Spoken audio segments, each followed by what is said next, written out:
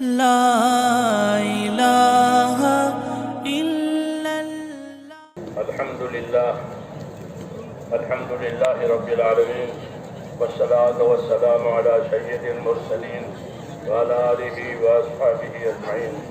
اللهم اجعلنا نبينا محمدا صلى الله عليه وسلم بما هو أهله، واجزل الأنبياء كلهم خيرا، وسلام على المرسلين والحمد لله رب العالمين. بزرگوں اور پیارے بھائیوں، اب تعالیٰ شانہ آپ کے بیٹھنے کو اور جم کے سننے کو، ارادے کرنے کو قبول فرماوے، اور ہم میں سے ہر ایک کو موت تک اخلاص اور استقامت کے ساتھ اپنے دین پر چلنے چلانے والا بنائے، اور آخری وقت میں خاتمہ بھی اللہ تعالیٰ ہم سب کا بخیر فرماوے۔ اصل زندگی جو ہے وہ آخرت کی زندگی ہے۔ اللہم لا عیش الا عیش الآخرہ، حدیث شریف میں کہ اللہ زندگی نہیں ہے، بس زندگی تو صرف آخرت کی زندگی ہے۔ کہ دنیا کی زندگی کیسی ہے کہ جیسے خواب ہے، آدمی خواب میں بہت سی عجیب عجیب چیزیں دیکھتا ہے، لیکن وہ صرف دیکھتا ہی رہے، اس کے خوابوں میں کوئی چیز ہوتی نہیں ہے۔ جب آنکھ کھل جاتی ہے تو سب ختم ہو جاتا ہے۔ تو حضرت علی فرماتے تھے کہ الناس نیام فاذا ماتوا انتبہوا، کہ لوگ جو ابھی جاگ رہے ہیں وہ جاگ نہیں رہے ہیں، وہ سو رہے ہیں۔ اصل جاگنا ہوگا جب موت آئے گی، جب جاگ جائیں گے، یہ ساری باتیں کھل جائیں گی۔ جیسے جاگنے کے بعد ساری باتیں کھل جاتی ہیں۔ تو ابھی سب لوگ سو رہے ہیں، اصل زندگی پردے میں ہے۔ ہاں، اصل زندگی پردے میں ہے، اور جب آنکھ بند ہو جائے گی یہ آنکھ، تو دوسری آنکھ کھلے گی، اور وہ آنکھ اور وہ نظر بہت تیز ہوگی۔ وہ بصر کر یوم حدید، یار تیری نگاہ بہت تیز ہو گئی، بہت دور دور کی چیز نظر آئے گی۔ اس لیے اصل زندگی جو ہے وہ آخرت کی زندگی ہے۔ یہ کام اپنی آخرت بنانے کے لیے کرنا ہے، اس لیے اس کو صحیح سمجھ کر کرنا ہے۔ یہ پہلی شرط ہے کہ صحیح سمجھیں، صحیح سمجھیں اس کو، اور صحیح سمجھ کر صحیح کریں، اور صحیح کرتے ہوئے موت تک کرتے ہوئے۔ یہ اس کا نظام ہے۔ جس کے ساتھ اللہ بھلائی کا ارادہ کرے گا، اللہ تعالیٰ اس کو اپنے دین کی سمجھ دے گا۔ یہ ہے کہ جس کے ساتھ اللہ بھلائی کا ارادہ کرے گا، اللہ اس کو اپنے دین کی سمجھ دے گا۔ کہ دین کی سمجھ کی کیا نشانی ہے؟ ہر ایک آدمی کہے گا کہ میں دین کو سمجھتا ہوں۔ کہ دین کی سمجھ کی نشانی یہ ہے کہ اس کے اندر آخرت کی فکر آ جائے، آخرت کی تیاری کرنے والا بن جائے، وہی سمجھدار ہے۔ الکیس من دان نفسہ وعمل لما بعد الموت، کہ باہوش آدمی وہ ہے جو اپنی ذات پر قابو کرے، یعنی اپنی ذات کو اللہ کے رضا والے کاموں کا پابند کرے، اور موت کے بعد جو عمل فائدہ دے وہ آج کرے، وہ آج کرے۔ کل کے کوئی بھروسہ نہیں ہے کہ کل زندہ رہوں گا نہیں رہوں گا، اگر زندہ بھی رہا تو قبر میں کرنے کا موقع ہے کہ بھی نہیں۔ اس لیے نیک کام میں سبقت کرنی چاہیے، تاخیر نہیں کرنی چاہیے، دوسرے وقت پر ٹالنا نہیں چاہیے۔ تو اس لیے ماشاءاللہ آپ سبوں نے ارادے کیے ہیں، جانے والے اللہ کے راستے میں جائیں گے، اور جو نہیں جائیں گے وہ نیت کریں کہ گھر اس لیے جا رہے ہیں کہ جانے کے لیے تیاری کریں، تیاری کر کے نہیں آئے تھے، اس لیے تیاری کرنے جا رہے ہیں۔ اور گھر جا کر جب تک نکلنا نہ ہو، اپنے مقام پر جو محنت بتائی گئی ہے، مسجد وار محنت، وہ مقامی محنت کریں۔ اس مقامی محنت کرنے کی وجہ سے ایک تو ہماری حفاظت ہوگی، ہاں، دوسری باتوں میں نہیں پھنسیں گے جو نقصان دینے والی ہے۔ محنت کی وجہ سے یہ محنت ہماری حفاظت کرے گی، اور دین کے لیے ماحول بنے گا۔ محنت کرنے کی وجہ سے دین کا ماحول بنتا ہے، یعنی لوگوں کے لیے دین پر چلنا آسان ہوتا ہے محنت کرنے کی وجہ سے۔ اس لیے دین بھی ہوگا، دین کی محنت بھی ہوگی۔ ہر کام اپنی محنت کے ساتھ ہوتا ہے، کھیتی کی محنت کے ساتھ، نوکری کی محنت کے ساتھ، ہر کام اپنی محنت کے ساتھ۔ لیس للانسان الا ما سعى، کہ آدمی کے لیے اتنا ہی حصہ ہے جتنی اس کی محنت ہے۔ اگر اس کی محنت نہیں ہے تو اس کا کوئی حصہ نہیں ہے، اس کی محنت بہت ہے تو اس کا حصہ بھی بہت ہے۔ اس لیے اس کام میں محنت کے ساتھ رہنا ہے، اپنے آپ کو تھکانا ہے، اللہ کے کام میں۔ اللہ کے کام میں تھکنا جو ہے وہ لکھا جاتا ہے، فرشتے لکھتے ہیں کہ یہ اتنا تھکا ہے، وہ تھکن لکھی جائے گی۔ اگر اللہ کے راستے میں بھوک آئی ہے تو وہ لکھی جائے گی، پیاس آئی ہے تو وہ لکھی جائے گی، اس لیے لکھی جائے گی کہ اس کا بدلہ دینا ہے۔ عائشہ رضی اللہ عنہ سے حضور صلی اللہ علیہ وسلم نے فرمایا، عائشہ انما اجرک علی قدر نسبک، کہ عائشہ تمہارا اجر و ثواب تمہاری تھکن کے برابر ہے، کہ اللہ کے کام میں تھکے، اللہ کے راستے میں پھرے، پیدل پھرے، سواری پھرے، اس میں تھکیں، پھر عبادت میں تھکے، لمبی عبادتیں کریں، سب سے اترتی ہوئی نماز نہیں، لمبی نماز پڑھے۔ لمبی نماز سنت پیغمبر ہے، حضور لمبے نفل پڑھتے تھے، یہ سنت پیغمبر، کہ اپنے آپ کو عبادت میں تھکاتے تھے، کام پر برہم آ جاتے تھے۔ تو جب ان کو عبادت کی اتنی ضرورت معلوم ہوتی تھی تو ہمارے لیے عبادت کی کتنی ضرورت ہے؟ اس لیے یہ سارے سبق ہیں جو دہرائے گئے ہیں اور سمجھائے گئے ہیں، اس لیے ان باتوں کو اپنی زندگی میں لانا ہے۔ اس لیے گھر جانے والے گھر جا کے بھی کام کریں، محنت کریں، اپنی مسجد کی محنت سے اپنے ماحول کو آباد کریں، اور جو اللہ کے راستے میں جانے والے نیک بندے ہیں وہ تو بہت خوش نصیب ہے، بہت خوش نصیب ہے کہ وہ اللہ کے راستے میں جان مال کے ساتھ جا رہے ہیں، وہ اللہ کی حفاظت میں ہیں، ان کے ساتھ اللہ کی مددیں ہیں، ان کی دعائیں قبول ہوتی ہیں، اور ان کے لیے برکتوں کے دروازے کھلتے ہیں۔ یہ محنت جو ہے جنت کا دروازہ ہے، محنت میں لگو گویا جنت کے دروازے پر پہنچے۔ دوسرا فائدہ اس محنت کا یہ ہے کہ اللہ تعالیٰ اس محنت کی وجہ سے پریشانیوں کو، غم کو، مشکلات کو اٹھا لیں گے۔ حدیثوں میں کہ اس محنت کو کرو، یہ جنت کا ایک دروازہ ہے، اور اس کی وجہ سے اللہ تمہاری پریشانیوں کو اٹھا لے گا۔ تو پریشانیاں ختم ہونے کا یہ راستہ ہے۔ لوگ پریشانیوں کی شکایت کرتے ہیں، شکایت سے کیا فائدہ ہوتا ہے؟ شکایت سے کوئی فائدہ نہیں ہوتا۔ یہ ہے، یہ پریشانی پر علاج یہ ہے کہ اپنے آپ کو کام پر لگائیں گے اور صحیح کام کریں گے، صحیح نیت کے ساتھ، صحیح ترتیب کے ساتھ، پھر اللہ تعالیٰ اس کے اثرات کو ظاہر کریں گے، پریشانیاں اٹھا لی جائے گی، اور برکتیں نازل ہوگی، برکتیں نازل ہوگی زندگیوں میں، مالوں میں، اولادوں میں، دینداری میں، سب چیزوں میں برکت دی جائے گی۔ اللہ تعالیٰ ایمان والوں کو برکت بھی دیتے ہیں، بدلہ بھی دیتے ہیں۔ بدلہ تو موت کے بعد ملے گا، اور برکت دنیا میں ملے گی، برکتیں دنیا میں ملے گی۔ جب دین کی برکتیں آئے گی تو مسائل اور مشکلات آسان ہو جائیں گی۔ جب بے دینی کی وجہ سے برکت اٹھ جاتی ہے تو الجھنیں آتی ہیں، ہر کام میں الجھن، ہر کام میں الجھن، کیونکہ دین اٹھ گیا۔ برکت دین کی وجہ سے ہے۔ وَلَوْ أَنَّ أَهْلَ الْقُرَىٰ آمَنُوا وَاتَّقَوْا لَفَتَحْنَا عَلَيْهِمْ بَرَكَاتٍ مِّنَ السَّمَاءِ وَالْأَرْضِ۔ یہ شہروں میں، بستیوں میں رہنے والے لوگ اپنی زندگی ایمانداری پر، پرہیزگاری پر اپنی زندگی گزاریں تو اللہ فرماتے ہیں ہم ان کو آسمان سے بھی برکتیں دیں گے، زمین سے بھی برکتیں دیں گے۔ آسمان سے ایسا برکت والا پانی نازل ہوگا تو زمین کی برکتوں کو ظاہر کرے گا۔ تو زمین سے بھی برکت دینے کا وعدہ ہے اور آسمان سے بھی برکت دینے کا وعدہ ہے، لیکن ایمانداری، پرہیزگاری کے ساتھ۔ اس راستے کا بڑا اثر یہ ہے، اس محنت کی بڑی تاثیر یہ ہے کہ اگر یہ محنت صحیح طریقے سے ہوتی رہی اور آدمی اس پر پابند رہا آخرت بنانے کی نیت کے ساتھ، تو پھر اللہ تعالیٰ دنیا میں برکتیں دیں گے، برکتیں دے کر سارے مسائل آسان ہو جائیں گے۔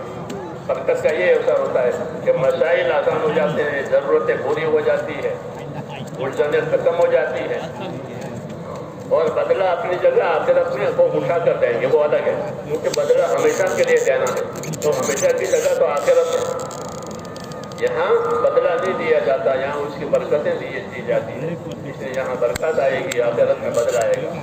اس لیے اس کام کو کرنا ہے اللہ کے راستے میں نکل کے بھی اور اپنی جگہ جا کے بھی مزیدار جماعت کے ساتھ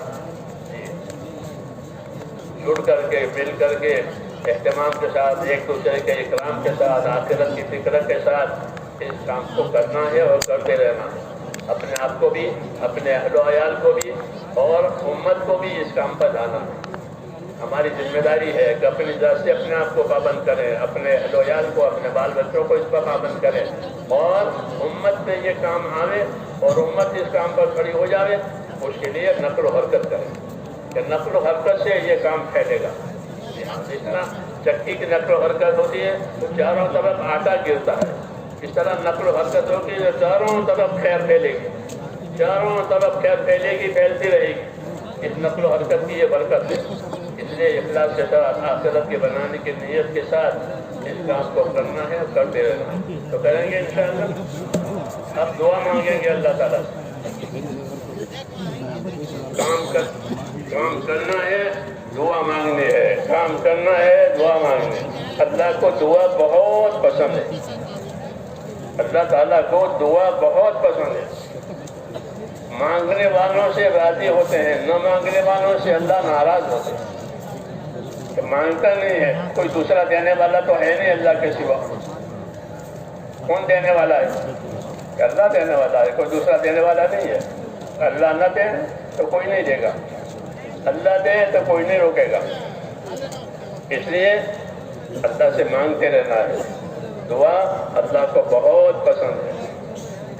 یہ دعا جو آسمانوں پر جاتی ہے اس دعا کا وہاں اکرام ہوتا ہے کہ بندوں کی دعائیں آئی ہیں, بندوں کی درخواستیں آئی ہیں. تو دعا کا اکرام ہوتا ہے. حدیث شریف میں ہے کہ اللہ کے دربار میں دعا سے زیادہ اکرام والی کوئی چیز نہیں ہے. تو دعا قبول بھی ہوتی ہے. اس لیے یہ نہیں سمجھنا چاہیے کہ ہماری دعا نہیں قبول ہوتی ہے, ہاں بڑے لوگوں کی دعائیں قبول ہوتی ہے. نہیں, ہر ایمان والے کی دعا قبول ہوتی ہے. ادعونی استجب لکم. اللہ کہتے ہیں مجھ سے دعا مانگا کرو, میں قبول کیا کروں گا. مجھ سے دعا مانگا کرو, میں قبول کیا کروں گا. ایک دو دن کی بات نہیں ہے, آخر تک کی بات کہی ہے کہ مجھ سے دعا مانگا کرو, میں قبول کیا کروں گا. اس لیے اپنے آپ کو دعا مانگنے کا عادی بنا. حضرت عمر رضی اللہ تعالیٰ عنہ یہ فرماتے تھے لوگوں سے جب وہ اللہ کے راستے میں نکلتے تھے کہ اللہ کے راستے میں جاؤ, اپنے آپ کو خیر کے کاموں کا عادی بناؤ. کہ ہم خیر کے کاموں کے عادی بن جائیں, دعا کے عادی بن جائیں. اس لیے دعائیں مانگتے رہنا ہے. دعا میں جی نہ لگے تو بھی دعا مانگنا ہے. دعا میں جی نہیں لگے گا اس لیے کہ زندگی خراب ہو گئی ہے, دل خراب ہو گئے ہیں. جب طبیعت خراب ہوتی ہے تو کھانا پینا اچھا نہیں لگتا. ایسے دل خراب ہو گئے ہیں دنیا کی محبت میں اور غفلت کی وجہ سے. غفلت بھی ڈبل غفلت ہے. اللہ کے ذکر سے بھی غفلت ہے, اپنی اصلاح کی فکر سے بھی ہم غافل ہیں. ڈبل غفلت ہے. ذکر سے بھی غافل, اپنی اصلاح کی فکر سے بھی غافل. تو دوہرا غفلت کا اثر ہے. اس کا اثر یہی ہے کہ اللہ کے راستے میں جائیں, اللہ کا ذکر کریں, اپنی غفلت دور کریں, آخرت کی فکر کریں اور اللہ سے دعائیں مانگیں. حضور صلی اللہ علیہ وسلم نے دعائیں سکھائی ہے, دعا مانگنے کی ترغیب دی ہے کہ اللہ سے مانگا کرو, دعائیں سیکھو. ہم کو دعائیں سکھائی ہے, اس کام کے لیے دعا, اس کام کے لیے دعا, دعائیں سکھائی ہے کہ جو کام آئے. اس لیے اللہ کے راستے میں پھریں گے تو وہ دعا جو حضور نے سکھائی ہے وہ ہماری زندگی میں آئے گی. پھر اس دعا کی برکتیں ظاہر ہوگی. جب مانگیں گے تو محنت کرنے والوں کی دعائیں قبول ہوتی ہیں. جو دین کی صحیح محنت کرتے ہیں قربانیوں کے ساتھ, اخلاص کے ساتھ, ان کی دعائیں ایسے قبول ہوتی ہے جیسے نبیوں کی دعا قبول ہوتی. یہ بشارت ہے, یہ بشارت ہے. تو یہ نہیں سمجھنا چاہیے کہ ہماری دعا قبول نہیں ہوتی. برابر دعا قبول ہوتی ہے. ہاں, قبولیت کا اثر کبھی دیر سے آتا ہے, کبھی جلدی آتا ہے, کبھی دیر سے آتا ہے. اس لیے کہا ہے دعا مانگنا مت چھوڑو, مانگا کرو, اس کا اثر آئے گا. کیونکہ دعا مقبول بھی ہوتی ہے, محفوظ بھی ہوتی ہے. مقبول بھی ہوتی ہے, محفوظ بھی ہوتی ہے. مقبول ہوتی ہے تو اس کا اثر ہو گیا, دے دی جو مانگی تھی وہ مل گیا, مقبول ہو گئی. اور جو مقبول نہیں ہوئی وہ محفوظ ہے, اس کو رد نہیں کیا ہے, اس کو محفوظ رکھا ہے. جب اس کا وقت آئے گا تو وہ دعا جو مانگی وہ مراد دیں گے، کبھی مراد دیر سے دیں گے، کبھی مراد جلدی دیں گے، یہ اللہ کی حکمت پر ہے۔ یہ باتیں سمجھنے سے آدمی نا امید نہیں ہوتا کہ میں نے مانگا تھا کچھ نہیں ہوا، ایسا نہیں ہے۔ دعا محفوظ ہے، اپنے وقت پر اس کی قبولیت آئے گی، کبھی جلدی قبولیت آتی ہے، کبھی دیر سے قبولیت آتی ہے۔ اس لیے برابر دعاؤں میں لگا رہنا چاہیے۔ دعا عبادت ہے، دعا ہماری حاجت بھی ہے، دعا ہماری عبادت بھی ہے۔ اس لیے دعا اللہ سے مانگی جائے گی کیونکہ وہ عبادت ہے، ہماری حاجت بھی ہے، اس لیے مانگا کریں گے اللہ تعالیٰ سے۔ اللہ کو مانگنے والا پسند ہے، مانگنے کا حکم دیا ہے اور قبول کرنے کا وعدہ کیا ہے، اس لیے دعائیں مانگے۔ ہاں، اور مانگا کرے، دنیا کی خیر مانگے، آخرت کی خیر مانگے۔ حضور صلی اللہ علیہ وسلم فرماتے تھے اللہ سے اچانک کی خیر مانگو کہ اللہ اچانک مجھے کوئی خیر دے دے، اچانک مجھے کسی شر سے بچا لے۔ کتنی پیاری پیاری باتیں بتائی ہے دعا میں، تو اس لیے یہ سبق یاد رکھنا چاہیے۔ اس کا طریقہ یہی ہے کہ اللہ کے راستے میں جائیں، سیکھیں، اپنے مقام پر مقامی کام میں رہیں، اور اس کام میں رہیں تو پھر کام کا مزاج بنے گا، پھر کام بھاری نہیں ہوگا بلکہ کام سے محبت ہو جائے گی۔ ہاں، اللہ کے حکموں سے محبت ہو جائے گی، نہیں تو اپنی خواہشوں سے محبت ہوگی۔ اس کام کا اثر ہے کہ اس کام کی وجہ سے اللہ کے حکموں سے محبت ہو جاتی ہے، ذکر سے، تلاوت سے، عبادت سے محبت ہو جاتی ہے۔ یہ کیوں کہ پابندی ہوتی ہے، اس لیے اپنے آپ کو پابند بنانا ہے، کرنا ہے، کرتے رہنا ہے، دوسروں میں محنت کرنی ہے۔ تو کریں گے انشاءاللہ۔ اللهم لك الحمد كله ولك الشكر كله ولك الملك كله بيدك الخير كله إليك يرجع الأمر كله لا إله إلا الله وحده لا شريك له له الملك وله الحمد يحيي ويميت وهو على كل شيء قدير اللهم أنت أحق من ذكر وأحق من عبد وأنصر من ابتغي وأرأف من ملك وأجود من سئل وأوسع من أعطى اللهم أنت الملك لا شريك لك والفرد لا ند لك كل شيء هالك إلا وجهك لن تطاع إلا بإذنك ولن تعصى إلا بعلمك تطاع فتشكر وتعصى فتغفر أقرب شهيد وأدنى حفيظ حمد دون النفوس وأخذت بالنواسي وكتبت الآثار ونسخت الآجال القلوب لك مفضية والسر عندك علانية الحلال ما أحللت والحرام ما حرمت والدين ما شرعت والأمر ما قضيت والخلق خلقك الخلق خلقك والعبد عبدك وأنت الله الرؤوف الرحيم وأنت الله الرؤوف الرحيم أنت الله الرؤوف الرحيم يا أرحم الراحمين يا أرحم الراحمين يا أرحم الراحمين يا ذا الجلال والإكرام يا حي يا قيوم سبحان ربي العلي الأعلى الوهاب اللهم صل على سيدنا محمد وعلى آل سيدنا محمد كما صليت على إبراهيم وعلى آل إبراهيم إنك حميد مجيد اللهم بارك على سيدنا محمد وعلى آل سيدنا محمد كما باركت على إبراهيم وعلى آل إبراهيم إنك حميد مجيد اللهم اجعلنا نبينا محمدا صلى الله عليه وسلم بما هو أهله واجزي الأنبياء كلهم خيرا وسلام على المرسلين سلام على المرسلين والحمد لله رب العالمين ربنا ظلمنا أنفسنا وإن لم تغفر لنا وترحمنا لنكونن من الخاسرين ربنا ظلمنا أنفسنا وإن لم تغفر لنا وترحمنا لنكونن من الخاسرين ربنا إننا آمنا فاغفر لنا ذنوبنا وقنا عذاب النار ربنا إننا آمنا فاغفر لنا ذنوبنا وقنا عذاب النار ربنا إننا آمنا فاغفر لنا ذنوبنا وقنا عذاب النار اللهم اغفر لي ولوالدي واغفر يا رب لجميع المؤمنين والمؤمنات والمسلمين والمسلمات الأحياء منهم والأموات ولإخواننا الذين سبقونا بالإيمان فلا تجعل في قلوبنا غلا للذين آمنوا ربنا إنك رؤوف رحيم. اللهم اشرح صدورنا للإسلام، اللهم حبب إلينا الإيمان وزينه في قلوبنا وكره إلينا الكفر والفسوق والعصيان واجعلنا من الراشدين. اللهم اجعلنا من الراشدين، اللهم اجعلنا من الراشدين. اللهم أقبل بقلوبنا إلى دينك وأقبل بقلوب جميع المسلمين إلى طاعتك. اللهم أقبل بقلوب جميع المسلمين إلى طاعتك. اللهم إن قلوبنا ونواسينا وجوارحنا بيدك لم تملكنا منها شيئا، وإذا فعلت ذلك بنا فكن أنت ولينا واهدنا إلى سواء السبيل. اللهم كن أنت ولينا واهدنا إلى سواء السبيل. اللهم كن أنت ولينا واهدنا إلى سواء السبيل. اللهم ربنا لا تزغ قلوبنا بعد إذ هديتنا وهب لنا من لدنك رحمة إنك أنت الوهاب. يا مقلب القلوب، يا مقلب القلوب ثبت قلوبنا على طاعتك، ثبت قلوبنا على دينك. ربنا آتنا ما وعدتنا على رسلك ولا تخزنا يوم القيامة إنك لا تخلف الميعاد.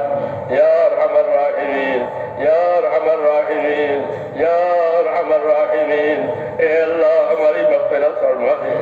اے اللہ ہم پوری امت تیرے دربار میں تیرے دین کے بارے میں گنہگار ہیں، ہم سب گنہگار ہیں. ہم تیرے پاک دربار میں اے مولا اقراری مجرم ہیں، ہم تو اقراری مجرم ہیں. ہماری اور پوری امت کی پوری مغفرت فرما.